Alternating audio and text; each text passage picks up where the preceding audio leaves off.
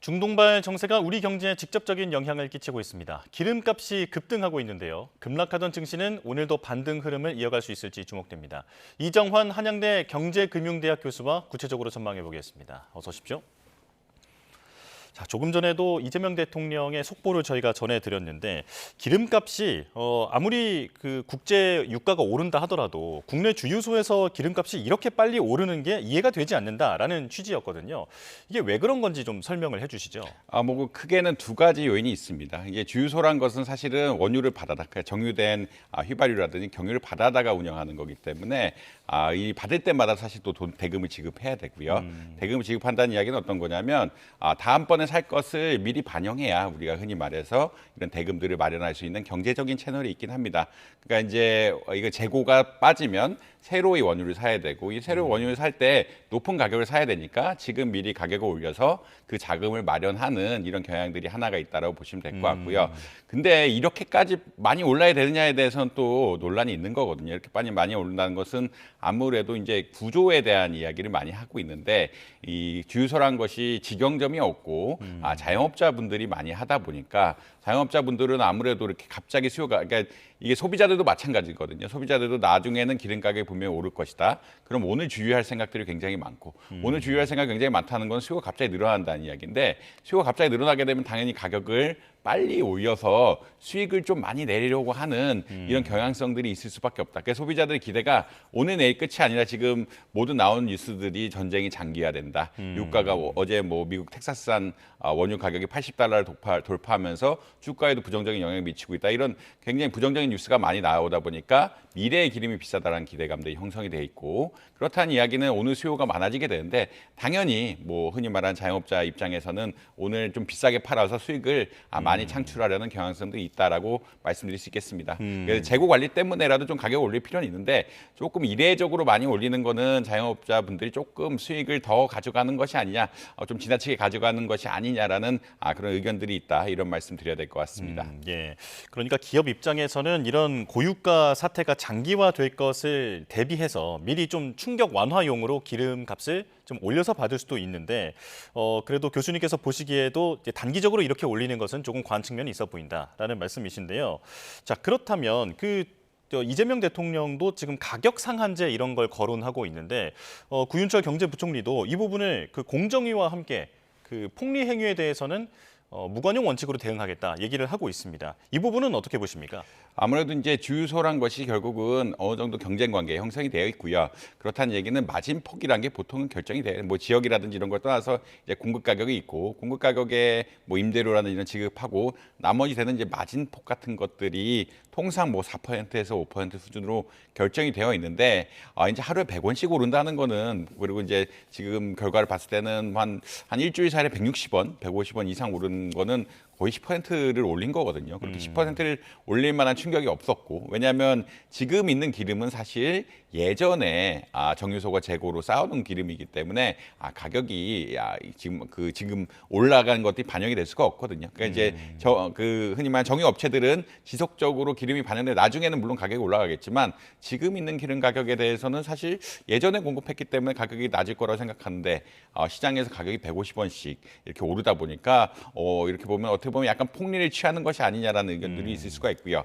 그렇기 때문에 통상적인 그러니까 통상적인 이윤 이외에 폭리를 취한 행위에 대해서는 조금 가격 제한 같은 것들을 통해서 가격 상한제 같은 것들을 통해서 가격을 제어해야 되는 것이 아니냐, 민생을 위해서 가격을 제한해야 되는 것이 아니냐라는 그런 의견들이 나오고 있다라고 아마 보시면 될 것 같습니다. 예. 근데 이제 아무래도 이게 일률적인 가격, 그러니까 사실 같은 서울이라면 같은 구내에서도 가격 차이가 굉장히 많이 나기 때문에 일률적으로 좀 평가하기는 어렵다는 이런 측면이 있긴 하지만 정부가 적극적으로 이제 최고 가격제, 그러니까 가격 상한제 같은 것들을 적용하라는 그런 접근법은 있다. 이런 말씀 드려야 될 것 같습니다.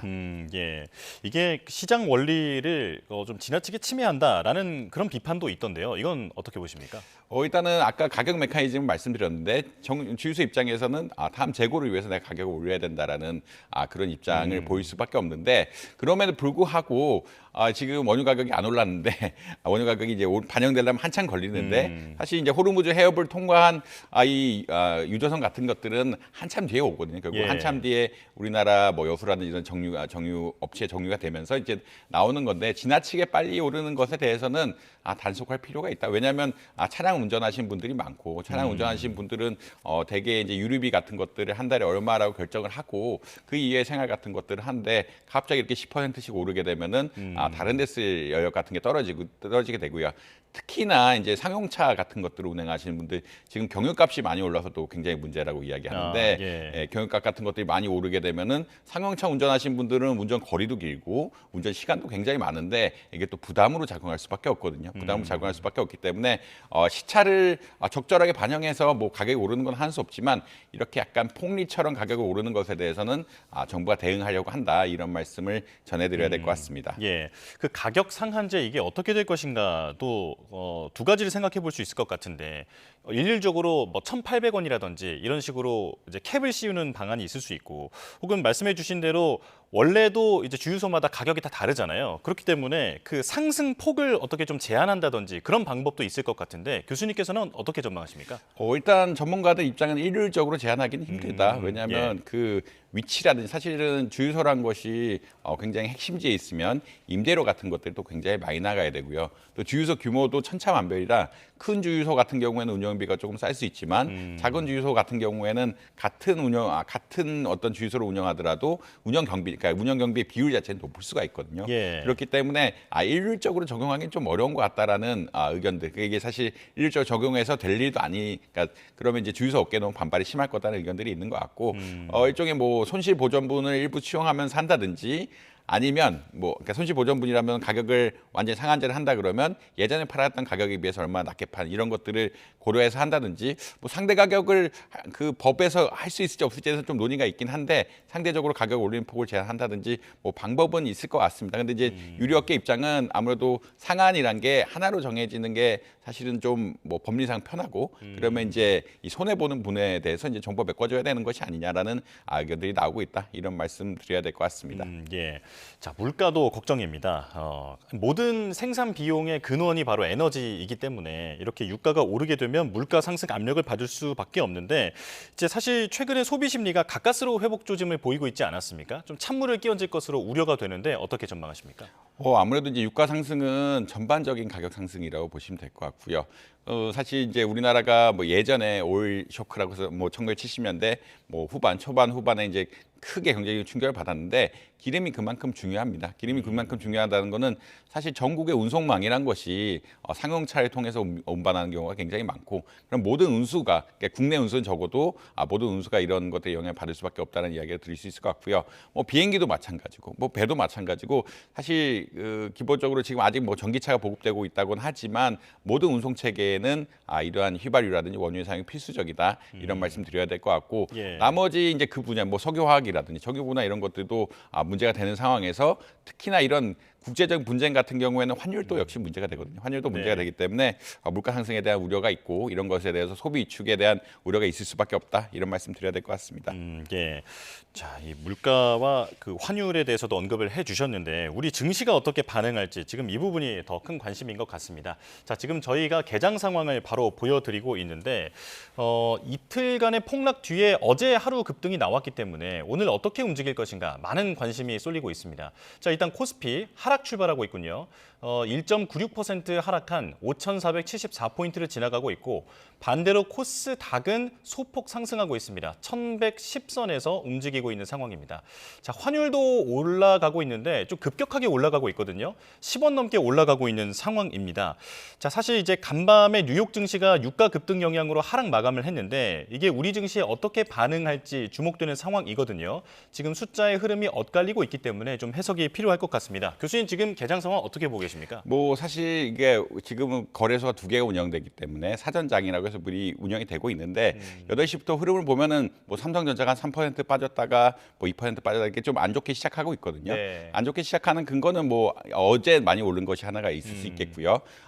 앵커님 말씀하신처럼 미국 시장이 좋지 않다. 미국 시장에서 자꾸 전망이 결국은 유가가 오르는 방향이 어떤 거냐면 미국과 이란의 갈등 관계가 지속이 되고 어제 뭐 이란이 바레인의 원유 시설을 공급한다든지 뭐 흔히 말 유조선을 공격했다든지 뭐 트럼프 대통령도 하메네이 차남이 정권을 가지는 것에 대해서는 절대 안 된다라고 이야기한다든지 이게 분쟁이 격화되는 그런 분위기가 가다 보니까 유가 상승이 예측이 되고 사실 그 최근 뭐 투자은행들 보고서 같은 것들을 보면은 이렇게 유가가 상승하게 되면은 경제 성장률 자체에 영향을 좀 미칠 것이다라는 보고서들이 많이 나오고 있거든. 지금 물론 이제 뭐 아까 말씀드린 서부 텍사스유 기준으로 뭐 80불 정도는 괜찮은데 뭐 85불, 90불 봐가면은 경제 성장률이나 주가에 다 부정적인 영향을 미칠 것이라는 의견들이 많기 때문에 어제 많이 오른 반도체주를 중심으로 이러한 기대감들, 그러니까 좀 경제에 대한 부정적인 뉴스에 대한 기대감들이 반영이 되면서 주가가 좀 하락하고 있는 양상으로 시작하고 있다라는 이런 말씀을 드려야 될 것 같습니다.